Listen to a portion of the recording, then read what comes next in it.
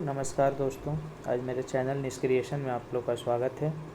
और आज हम स्टार्ट करेंगे क्लास 10 का एनसीईआरटी का फर्स्ट चैप्टर है और वो है विकास है। इकोनॉमिक्स चैप्टर हम लोग स्टार्ट कर रहे हैं। तो इसमें जो पहला चैप्टर है वो है विकास। विकास को बोलते हैं डेवलपमेंट। विकास का मतलब क्या होता है कि विकास का लक्ष्य अलग अलग लोगों के लिए अलग अलग हो सकता है। और ये जो है एकदम समराइज फॉर्म में पढ़ाएंगे, इसमें बहुत लाइन टू लाइन नहीं जाएंगे। जो इम्पोर्टेंट चीज़ें बस हमने उसको निकाला है। तो अलग अलग लोगों के लिए लक्ष्य क्या है, अलग अलग हो सकता है विकास का लक्ष्य। मान लेते हैं कि कोई एक गरीब आदमी है, उसके लिए विकास का लक्ष्य क्या होगा कि उसको जो है भोजन, कपड़ा और आवास मिल जाए, यही उसका विकास होगा। लेकिन एक अमीर आदमी के लिए विकास अलग होगा। वो जो हैं वो पर कैपिटा इनकम की बात करेंगे, उनके लिए भाई फॉरेन ट्रिप कितनी सस्ती हो रही है, उनके लिए बिजली कितनी सस्ती हो रही है, उनका नज़रिया अलग हो सकता है। तो एक बच्चे का पॉइंट ऑफ व्यू से देखें तो उसका विकास क्या हो सकता है कि उसको खेलने के लिए भाई स्कूल में अच्छी पढ़ाई मिल रही है, खेलने के लिए स्कूल में उसको सुविधा हो, गांव में ग्राउंड हो, ये उसके लिए विकास हो सकता है। तो इसीलिए कह रहे हैं कि विकास का जो लक्ष्य है वो सबके लिए क्या होता है, अलग अलग होता है, किसी के लिए भी एक नहीं है। यदि आप किसानों के नज़रिए से देखेंगे तो उसका विकास अलग होगा। किसानों के लिए विकास क्या होगा कि खाद्य और उर्वरक पे सब्सिडी बढ़ा दिया जाए, जो वो लोग मोटर पंप से जो बिजली से चलाते हैं उसका बिजली बिल कम आए, रियायती दर पर आए। और इस तरह की चीज़ें बिहार में बहुत सारे किए हैं। जो भी वर्तमान में जो एनडीए सरकार है बिहार में, उसने किया है कि भाई सस्ती सब्सिडाइज्ड बिजली बिल जो है किसानों को दिया जाता है। उसी तरह से केंद्र में मोदी सरकार जो है किसान क्रेडिट किसान सम्मान निधि योजना के तहत सबको वो 6,000 रुपया वो राशि दिया जाता है। तो सबके लिए वो विकास का बात अलग अलग हो सकता है। नेक्स्ट पॉइंट है कि एक के लिए जो विकास है वही दूसरे के लिए क्या हो सकता है, विनाश हो सकता है। बिल्कुल सही बात है। मान लेते हैं कि यदि हम मेट्रो बना रहे हैं, जैसे भी पटना में मेट्रो बन रहा है, तो पटना में जो मेट्रो बन रहा है उसमें न जाने कितने सारे वो लोगों का घर टूटा, कई सारे पेड़ काटे गए। तो वो क्या हुआ, एक के लिए तो विकास है कि चलिए शहरी लोगों के लिए विकास है, लेकिन उससे कितने लोगों का आवास छीन गया, उनके लिए तो विकास हुए। पेड़ कट गए, पशु पक्षी का वो आश्रय स्थल था, तो वो भी विनाश हुआ। तो ये है कि किसी के लिए विकास है तो विनाश है। मान लेते हैं कि अमेरिका ने अपना विकास किया और वो परमाणु हथियार में वो अव्वल है, या रूस। लेकिन यदि वो किसी दूसरे देश पर हमला करते हैं, उस हथियार का प्रयोग करते हैं, तो उसके लिए क्या विनाश है। अभी जैसे आप रूस और यूक्रेन का युद्ध दे सकते हैं कि रूस जो है अपना सारे हथियार का उपयोग है यूक्रेन के खिलाफ कर रहा है। तो रूस जो है एक विकसित देश है, वो हर डिफेंस में स्पेस में विकास किया, लेकिन उसका प्रयोग अब वो यूक्रेन के अगेंस्ट कर रहा है। तो वो उसके लिए क्या है भाई, तो वो उसके लिए विनाश का बात हो गया। इसी तरह से ये सारे जो है ये जो हमारा नोट्स है ये एकदम ये समराइज फॉर्म में दिए हैं। इसमें एक आगे पॉइंट लिखा हुआ है कि विकास के लिए हम मिले जुले लक्ष्य को देखते हैं। मिले जुले लक्ष्य का मतलब है कि एवरेज प्रोग्रेस हर सेक्टर में होना चाहिए। ये नहीं कि बस भाई अभी 5 साल हम फिक्स कर लिए कि ये जो पंचवर्षीय योजना है बस हम उसमें स्वास्थ्य को देखेंगे, तो ऐसा नहीं होता है। हम उसमें सब चीज़ देखेंगे, स्वास्थ्य को भी देखेंगे, एजुकेशन को भी देखेंगे, रोजगार को भी देखेंगे, आर्थिक समृद्धि को भी देखेंगे, महिलाओं का सशक्तिकरण भी देखेंगे, पर कैपिटा इनकम भी बढ़ाएंगे, निर्यात भी बढ़ाएंगे, विदेशों से संबंध भी बढ़ाएंगे, ग्रामीण क्षेत्र का विकास भी देखेंगे, किसानों का भी विकास देखेंगे। इस तरह से कई सारे पॉइंट है, वो सबको हमने वो जोड़ते हैं। इसीलिए कहते हैं विकास के लिए मिले जुले लक्ष्य को देखा जाता है। ऐसा नहीं है कि आप एक सेक्टर में आगे हैं और बाकी सेक्टर में यदि आप पीछे हैं तो वो विकास नहीं हो सकता है। नेक्स्ट है कि आइवरी कोस्ट कहाँ है, अफ्रीका में है। तो ये जो है आइवरी कोस्ट कहाँ है, ये अफ्रीका में है। ये एक पॉइंट उसमें आया था, उसको हमने नोट कर दिया था।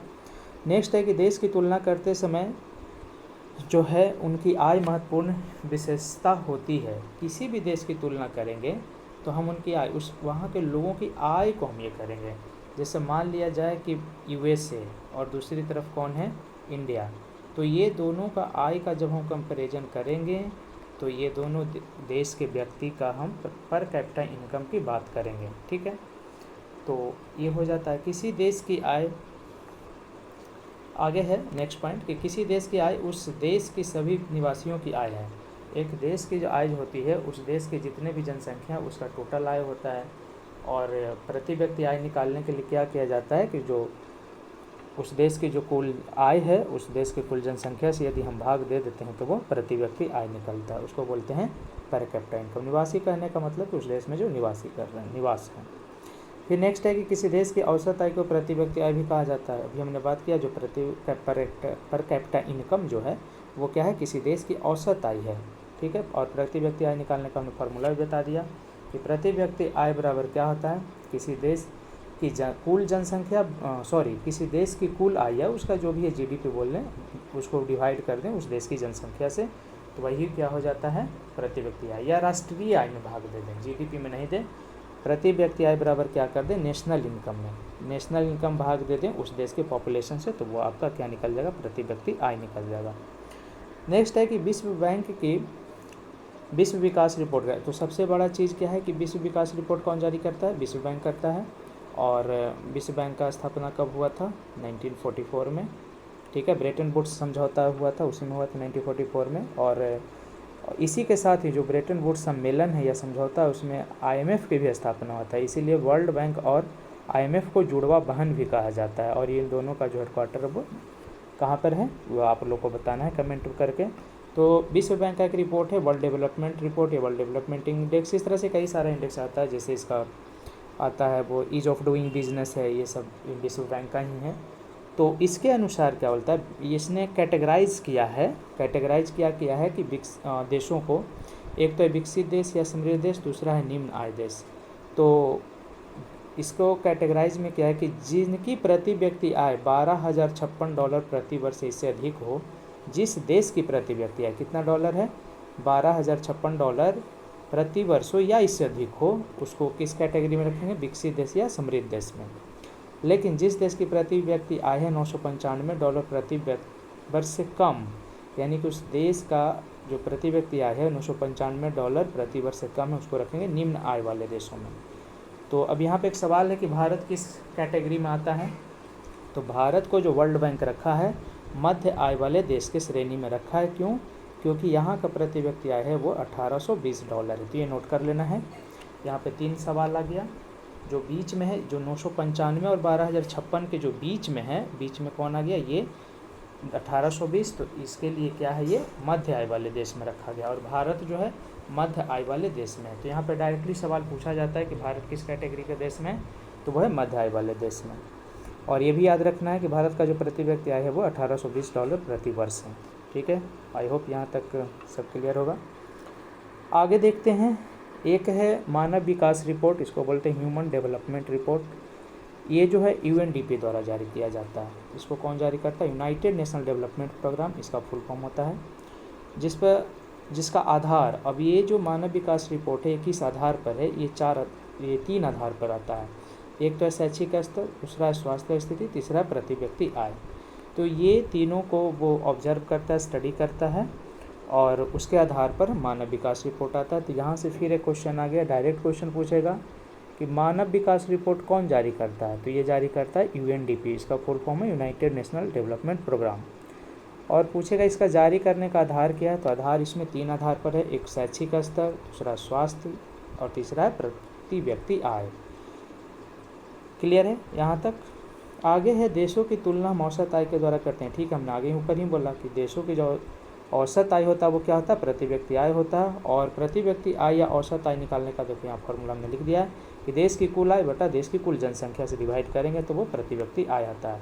और अभी हमने पढ़ा कि भारत का जो प्रति व्यक्ति आय है वो कितना है, $1820, ठीक है। इसको USD लिखा जाता है, आप इसको कर लें, $1820 प्रति वर्ष। क्लियर है, आई थिंक यहाँ तक सब ठीक है। आगे नेक्स्ट देखते हैं। इसी में है कुछ पॉइंट है कि सरदार सरोवर बांध कहाँ है, तो वो नर्मदा नदी पर है। और सरदार सरोवर बांध नर्मदा नदी में कहाँ पर है, और वो गुजरात में है, ठीक है। फिर है आई थिंक 1 मिनट, ठीक है, आगे देखते हैं। ठीक है, सरदार सरोवर बांध कहाँ है, नर्मदा नदी पर, गुजरात में है। फिर है ये, बस एक इसमें कहीं बीच में एक पॉइंट आया था, बस हमने उसको नोट कर दिया था, जैसे आइवरी कोस्ट हमने दिखा दक्षिण अफ्रीका में। अब है कि औसत आय से यह नहीं पता चलता है कि यह आय लोगों में किस प्रकार वितरित है। गुड, जैसे मान लिया जाए कि औसत आय है, तो यदि 4 व्यक्ति का यदि इनकम है 1000 तो उसका औसत आय 1000 निकलेगा। लेकिन इसमें दिक्कत क्या है औसत आय में कि पता नहीं चल पाएगा कि किसका है। मान लेते हैं कि यदि 4 व्यक्ति का आय है ABCD, यहाँ पे देखो ध्यान से देखना, और इसमें हम फिर से कर देते हैं 4 व्यक्ति मानते हैं, या चलो 3 ही मान लेते हैं ABC, ठीक है। तो इसमें यदि हम तीनों का मान लेते हैं अभी फ़िलहाल के लिए कि इसका भी 100 है, इसका भी 100 है और C वाले का भी 100 है, तो तीनों का यदि हमको औसत आय निकालना होगा तो हम क्या करेंगे, तीनों को प्लस करेंगे और उसको कितना से डिवाइड करेंगे, 3 से करेंगे। तो औसत आय यहाँ पे कितना आ गया, 100। लेकिन यहाँ पे तो ये क्लियर है कि 100 आ गया, लेकिन यदि इसको हम दूसरे तरीके से देखना चाहें, ये 3 व्यक्ति फिर से हैं, A है, B है, C है, 300 था लाना, ठीक है। मान लेते हैं कि इसका 200 है, इसका भी कितना हो गया, 50 हो गया, और नहीं इसको कर देते हैं ज़्यादा, इसको कर दो 80 और इसको कर देते हैं 20। क्लियर है। फिर से यदि हम तीनों को ऐड करेंगे और डिवाइड करेंगे 3 से तो ये कितना आएगा, 100 ही आएगा। क्यों आएगा 100 ही, वहाँ पे अभी हमने देखा ये 200 + 80 क्या हो जाएगा, 280 + 20, ये तीनों को यदि जोड़ दें तो फिर से कितना आ गया है, 100 आया है। तो इस 100 में हमको ये नहीं पता चल रहा है कि 100 सबके लिए है या किसके लिए है, जबकि हमने देखा कि इसमें जो दिया हुआ है ये जो 200 है A के लिए है, 80 है जो B के लिए है और 20 है जो C के लिए है, लेकिन औसत आय जो हमारे पास आया है वो 100 आ गया है। तो इससे ये पता नहीं चलता है कि किस प्रकार वितरण है, इक्वली वितरण है या अलग अलग वितरण है। तो इसमें ये क्लियर हो गया होगा। तो ये ठीक है कि कंपेयर करने के लिए ठीक है, बट इसका सबसे बड़ा डिमेरिट यही है औसत आय का या प्रति व्यक्ति आय का, तो वो बस एक एवरेज होता है और इसमें ये पता नहीं चलता कि लोगों में किस प्रकार आय का वितरण किया हुआ है, एक समान वितरण है, असमान है, ये पता नहीं चल पाता है। फिर अभी हमने जो अभी कहा था कि विश्व बैंक रिपोर्ट जो विश्व बैंक देता है उसके बारे में अभी हम कुछ और पॉइंट डिस्कस कर लेते हैं, उसके बारे में बता देते हैं विश्व बैंक के बारे में। तो ये देख लो विश्व बैंक है, इसकी स्थापना 1944 में था ब्रेटन वुड्स सम्मेलन में, ठीक है। और इसी में IMF की भी स्थापना हुई थी। छोटा डेट यदि पूछा जाएगा तो 7 जुलाई 1944 को इसका स्थापना हुआ था, ठीक है। और विश्व बैंक को बोला जाता है international bank for reconstruction development plus international development association, ठीक है। ये दोनों को मिला के विश्व बैंक होता है। इसका मुख्यालय वाशिंगटन DC में है। अभी फिलहाल इसका अध्यक्ष अजय बंगा और मुख्य अर्थशास्त्री कौन है, इंदरमित कौल है। ये करेंट अफेयर्स का क्वेश्चन है।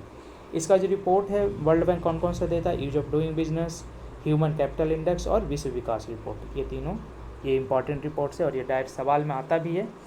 फिर से एक बार समझ लो, ईज ऑफ डूइंग बिजनेस कौन देता है, विश्व बैंक देता है, ह्यूमन कैपिटल रिपोर्ट भी यही देता है और विश्व विकास रिपोर्ट भी देता है। अभी ईज ऑफ डूइंग बिजनेस में बहुत सारे विवाद चल रहे थे, तो भी विश्व बैंक ने जो है ये रिपोर्ट अभी देना बंद कर दिया है।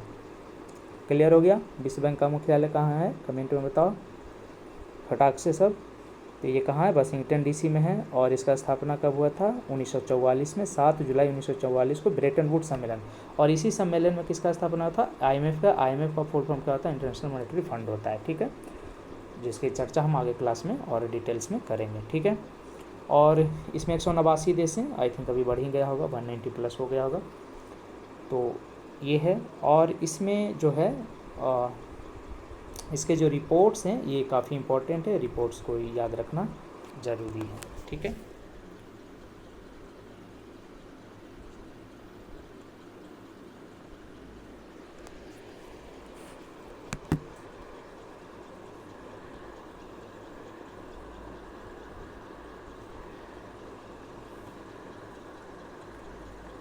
हाँ सेकेंड वो कुछ इसमें ये हो गया था, बाकी अब ठीक है। तो इसके जो है आप रिपोर्ट्स इसके सारे याद रखेंगे। Ease of doing business report कौन जारी करता है, ठीक है। आई थिंक समझ में आया होगा। और इस तरह से हम क्लास 10 का सीरीज़ जो है इकोनॉमिक्स का, ये BPSC के लिए काफ़ी इंपॉर्टेंट होने वाला है और इसको ध्यान से आप देखो, अब इसका नोट्स बना लें। ये समराइज नोट्स ही है क्लास 10 NCERT का, तो आपको अलग से नोट्स बनाने का ज़रूरत नहीं है। इसमें जो भी पॉइंट्स आप बस उसे इंक्लूड कर लें। ये सब चीज़ें मिलेगी नहीं, ये सब मैंने एक्स्ट्रा पॉइंट उसमें अलग से ऐड कर दिया था, ठीक है। चलिए, थैंक यू फॉर वॉचिंग।